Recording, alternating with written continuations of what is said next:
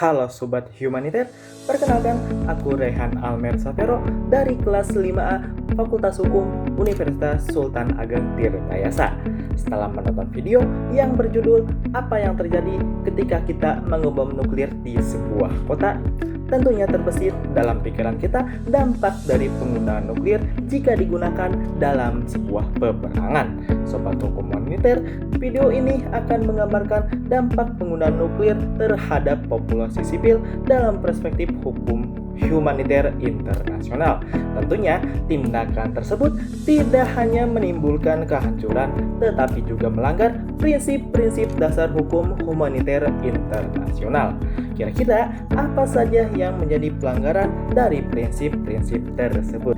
Pertama, prinsip kemanusiaan atau principle of humanity.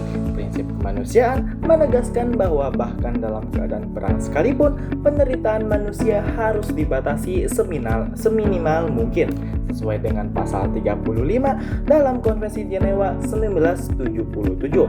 Dilarang menggunakan senjata ataupun metode perang yang menimbulkan penderitaan berlebihan. Dan yang kedua, prinsip pembedaan atau principle of destination.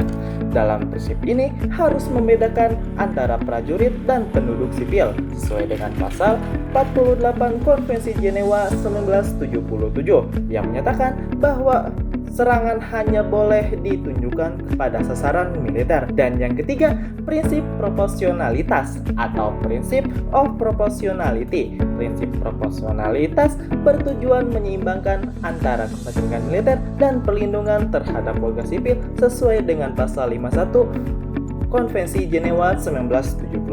Dan yang terakhir atau yang keempat yaitu prinsip pencegahan atau principle of precaution. Prinsip ini mewajibkan semua pihak dalam konflik untuk mengambil langkah pencegahan agar serangan tidak menimbulkan kerugian besar terhadap warga sipil dan lingkungan.